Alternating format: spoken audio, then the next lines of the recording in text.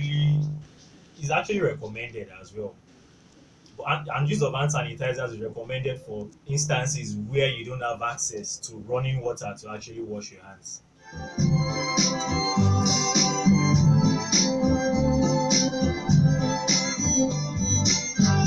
So my advice to everybody out there, while trying to purchase that hand sanitizer, take your time, try as much as possible to actually check the container.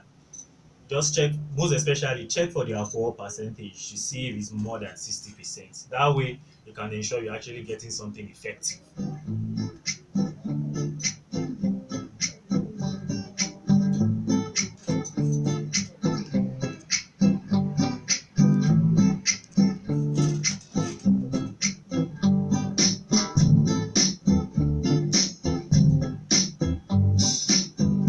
Now another way of preventing these as well is to actually maintain a very good level of respiratory hygiene. And what do I mean by respiratory hygiene?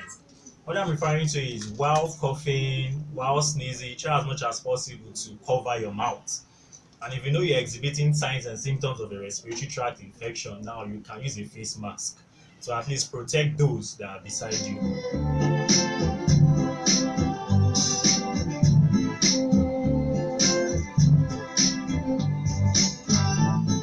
Now, there has been several reports about the use of face mask. Who should use face mask? Is it recommended for everybody? Is it just for health workers? Is it just for people who are actually infected, or the general public can as well use face mask as a means of prevention? Now, as regards the use of face mask as well, like I said earlier on, we'll actually be debunking myths here. We'll be shedding more light on popular topics, what people have actually been arguing about, and several controversies as well.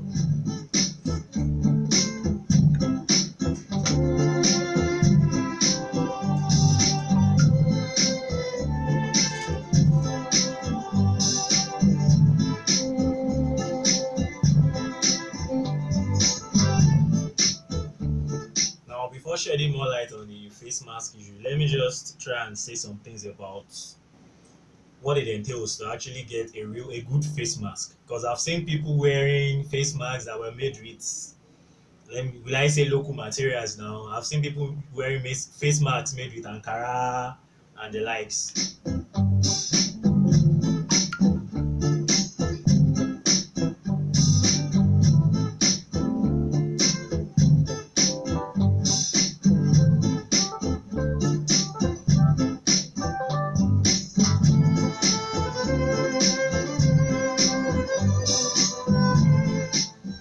I've also seen some debates online as regards how do you wear a face mask? How should you wear it?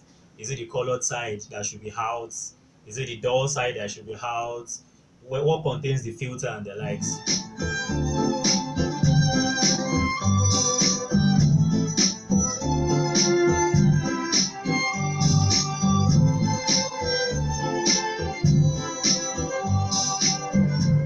Now, the proper way to actually wear a face mask should be with the bright colored side on the outer part. Now, why I'm saying this is the regular. I'm talking about the regular surgical mask now. That's a three-ply face mask. What do I mean by three-ply? It simply means is that the mask itself has three layers. You have the outer layer and the middle layer. The middle layer actually serves as the filter, and the inner layer.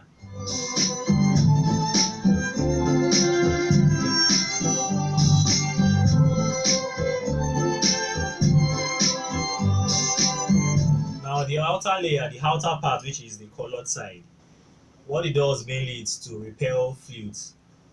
What I mean by fluids, fluids such as body fluid like blood, sweat, and the likes. Now, the middle layer actually serves as the filter, while the inner layer is meant to absorb the sweat on your face. So, with this in mind, the appropriate way to actually wear a face mask is with the bright colored side on the outer part.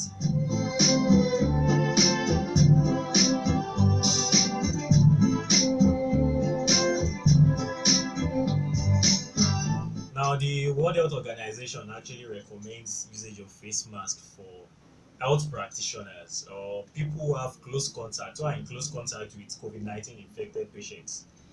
What do I mean by people who are in close contact with COVID-19 infected patients? These are people caring for them. They actually need the mask more than people out there who actually are not exhibiting any signs and who have access to the mask, just to avoid shortage.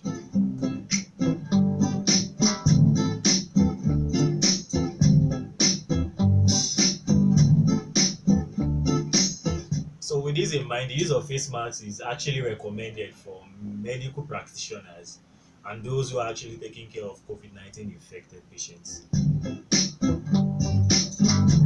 But if you have to get a face mask, please get the regular surgical face mask, not the handmade ones, because with the handmade ones, there's no form of protection, please.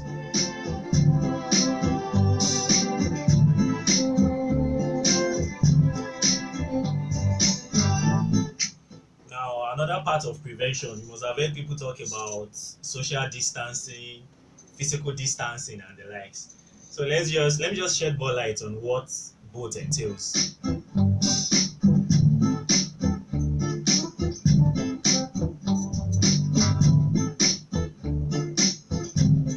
Now, physical distancing and social distancing have been used interchangeably, but in the real sense, they both have different meanings. Physical distancing simply means you maintain a healthy distance between you and the next person, at least 1 meter.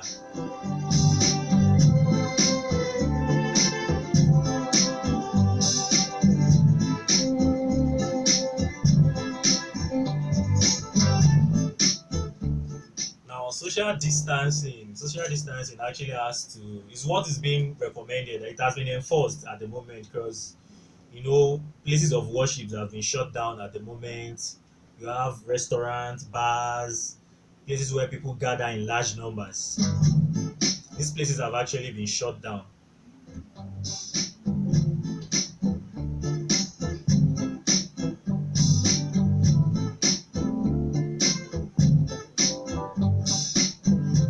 Now, social distancing shouldn't be confused with social isolation.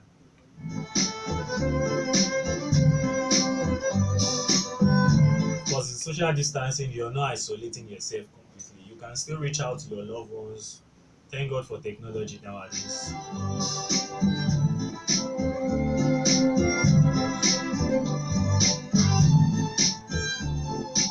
You can make use of available technology. Thank God for WhatsApp calls, WhatsApp video calls. Some make use of Zoom, some make use of Skype. Just try as much as possible to still maintain contact with people.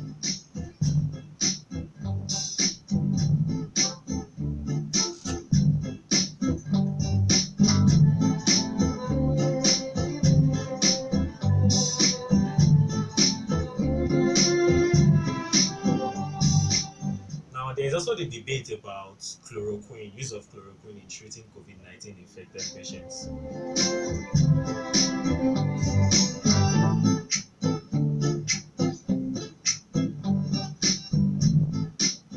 Now, let me clear the air on chloroquine actually. Now, chloroquine is currently undergoing clinical trials. It hasn't been approved officially yet. And now, what do I mean by clinical trials? These trials take place in stages and it takes time before a drug can be approved because you need to ascertain the possible side effects that this drug might have, and you need the safe dose. The dose at which the drug is actually potent has to be ascertained so you don't overdose, because there has been reported cases of chloroquine overdose.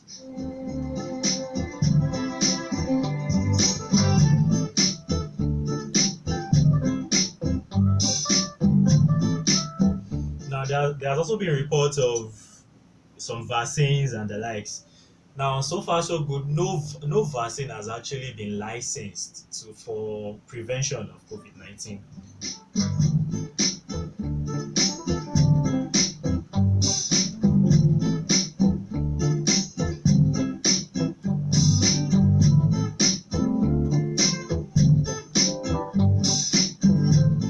Hence the need for prevention. Now, there's this fear that has been circulating around is COVID-19 really a death sentence?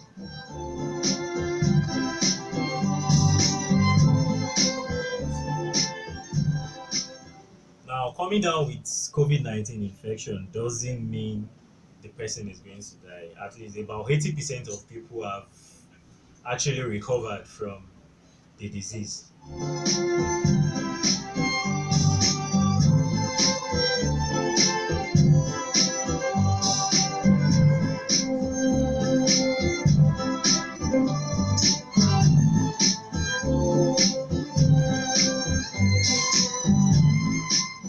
Because 80% of infected cases present more with flu-like symptoms.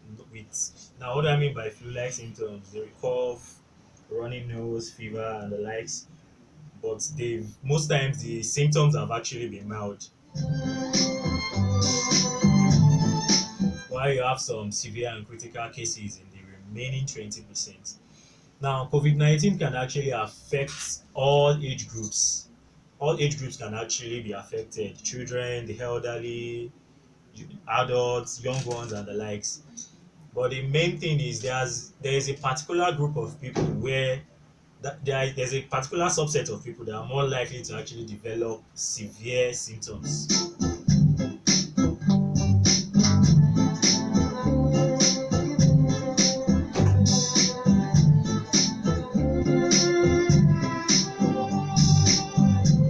Now, these include the elderly ones and people with other comorbid conditions.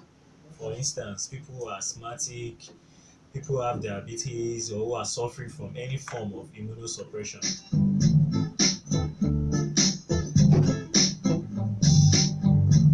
Now, by immunosuppression, I'm talking about maybe cancer patients that are undergoing chemotherapy and HIV infected patients.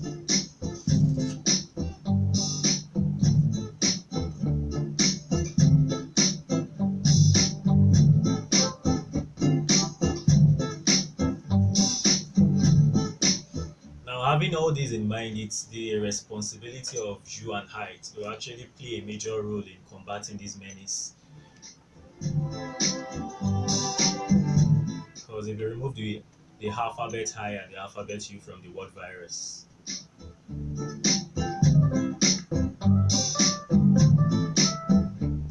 then the virus is no longer complete.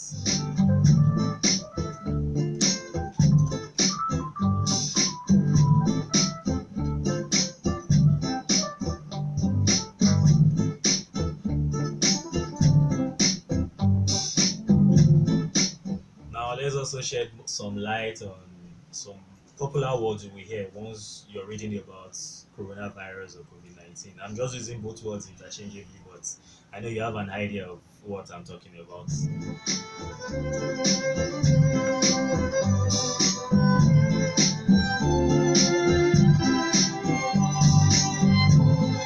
Now, we've talked about physical distancing, we've talked about social distancing.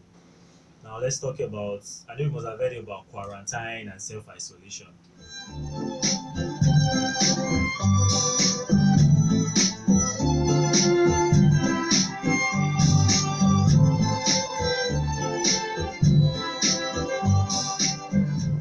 Now, being quarantined doesn't mean you have the infection.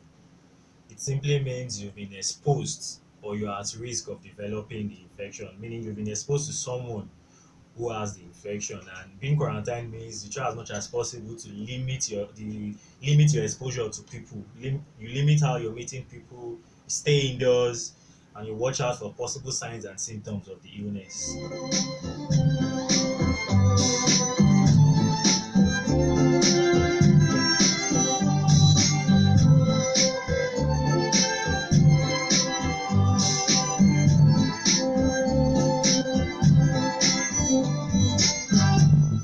Now, in isolation, the person is already confirmed to have the illness.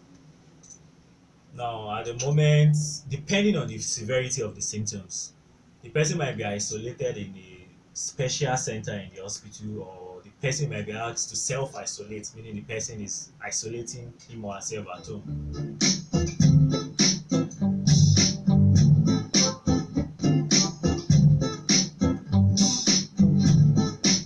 said earlier, those who have mild symptoms are asked to actually self-isolate, and they have access to medical practitioners they can call.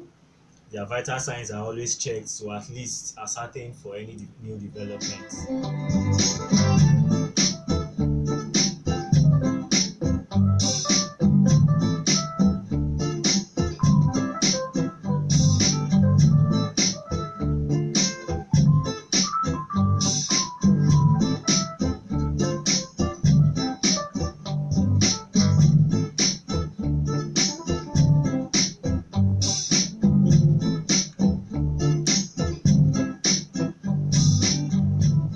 So it's the social responsibility of you and I to actually play a major role in combating this menace.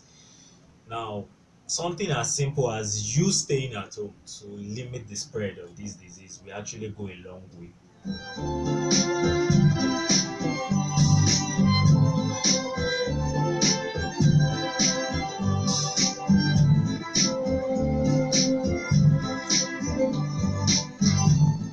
Now, I know you're wondering, like, okay, I'll just sit down at home, I won't do anything, and I'm preventing the virus. Like, how is that possible? Now, viruses are actually unique organisms in the sense that they actually, on their own, a virus on its own cannot actually do much. It needs to actually incorporate itself into an host for it to replicate.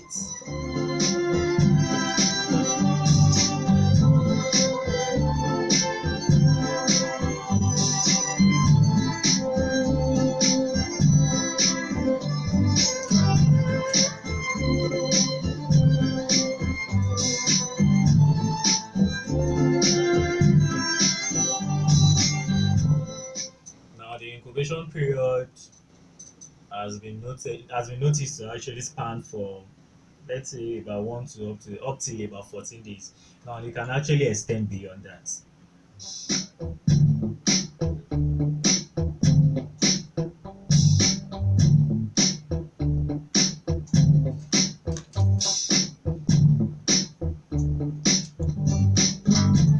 Now, staying at home actually limits the chances of you contacting the virus.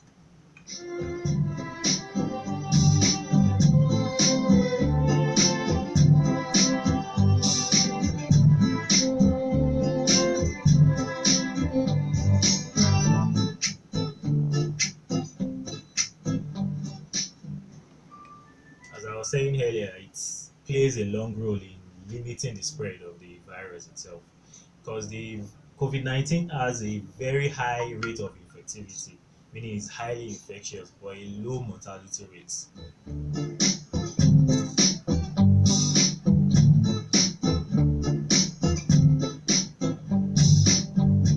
Now, everything that has been said so far is actually based on available evidence and research. And like I mentioned earlier, the virus is still relatively new and is still being studied.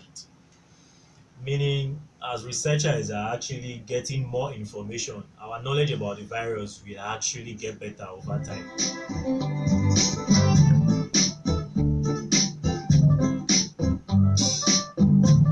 But for the meantime, you and I have a very big role to actually play in this by staying at home.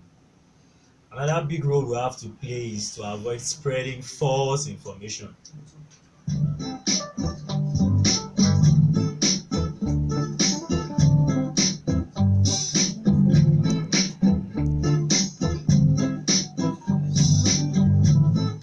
Now, false information on its own might actually create panic and might lead to some misconceptions as well. Please try as much as possible to verify anything you are about to post before doing so.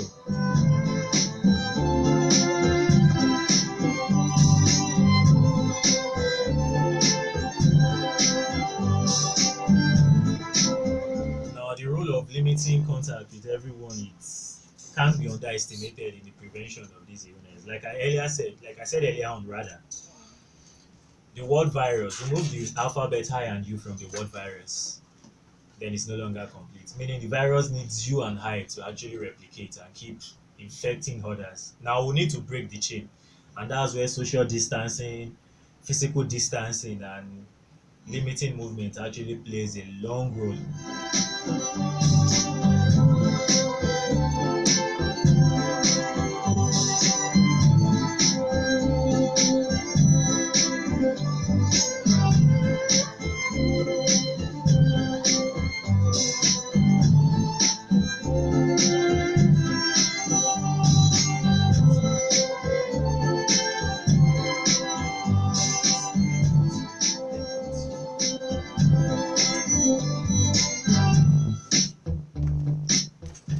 Now, there's been some talks about people using, like, if I use vitamin C, if I take onions, if I take garlic, if I take warm water, if I take salt and warm water, will it prevent coronavirus?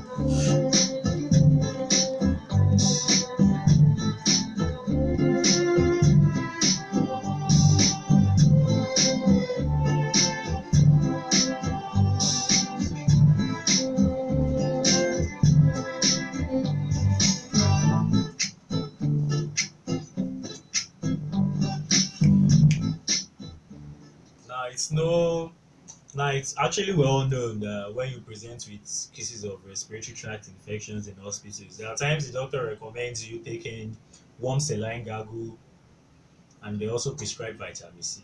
Now, this doesn't prevent. At the moment, you're no longer preventing, you're just managing the symptoms. So, to clarify that, use of vitamin C, garlic, honey, and all does not prevent being infected with coronavirus.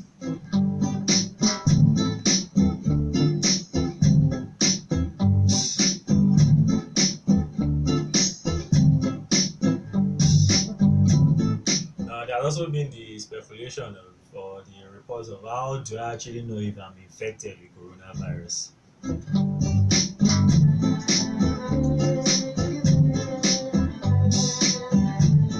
Should I just call the Center for Disease Control once I notice any kind of cough or difficulty with breathing or catarrh or sore throat?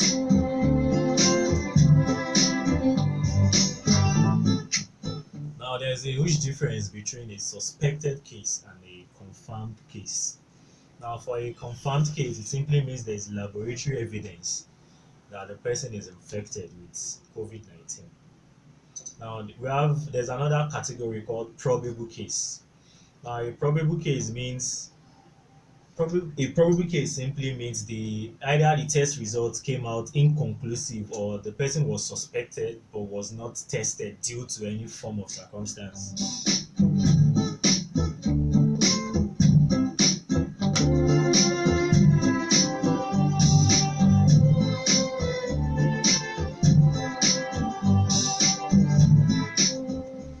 Now, for a suspected case, if someone presents with signs and symptoms of a respiratory tract infection, by that I mean if you're coughing, having some form of difficulty with breathing, fever, body weakness, and the person has a history of travel to an area that has been endemic with for COVID-19, or the person has contact with anyone who has been diagnosed with COVID-19, that is actually a cause for concern.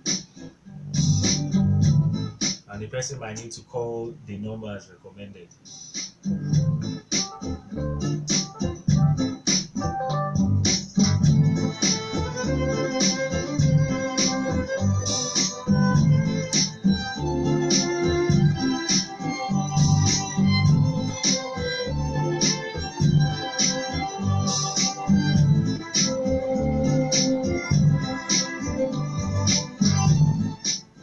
Now, as regards, I've seen several questions as well about people asking, like, when is this pandemic going to end? Is it ending anytime soon? Is it in the next few weeks? Is it in the next few months?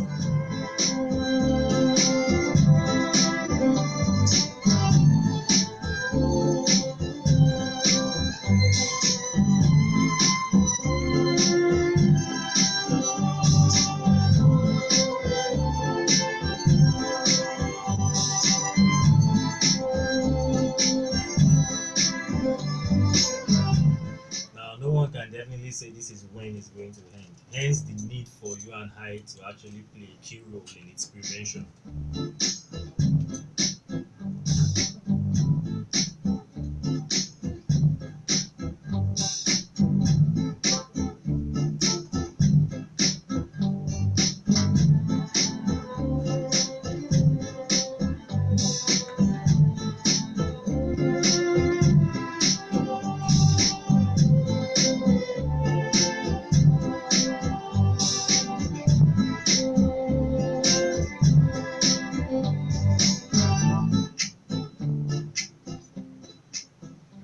as we've been, you can actually, so far so good. We've actually been hammering on prevention and prevention and prevention, and we're now actually talking about cure. Now, like I said earlier on, prevention is something affordable in a resource limited setting like ours. Prevention is something you and I can actually afford. It simply means while you are actually practicing prevention, it means don't do this, don't do that, don't touch this, don't go there. These are measures that can actually be employed by everyone. You don't have to be rich, you don't have to be too educated, you don't have to be too boxed up to be able to practice prevention, unlike cure, which is not actually readily available. Unlike cure, which is not readily available. Hello. Hello? Sorry, we lost that call.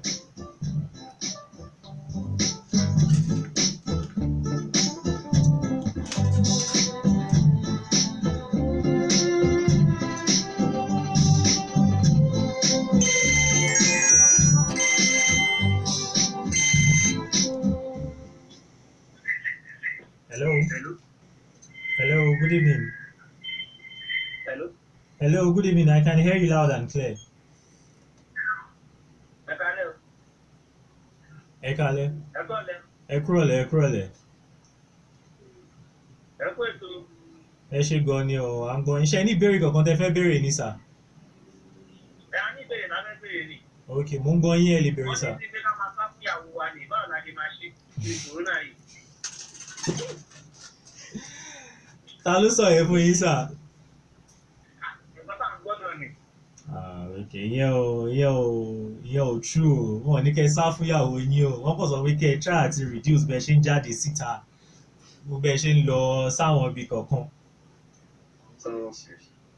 But wọ́n ní pé kẹ́ ẹ sá fún ìyàwó yín o, ẹ jù. Ara ẹ ṣé gan ni.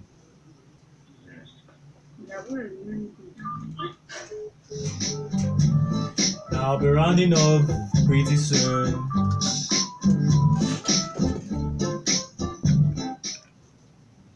Okay, I'll be rounding up now. Don't forget to actually tune in to Prince FM. I remain Dr. Lawani from edokita. Thank you very much.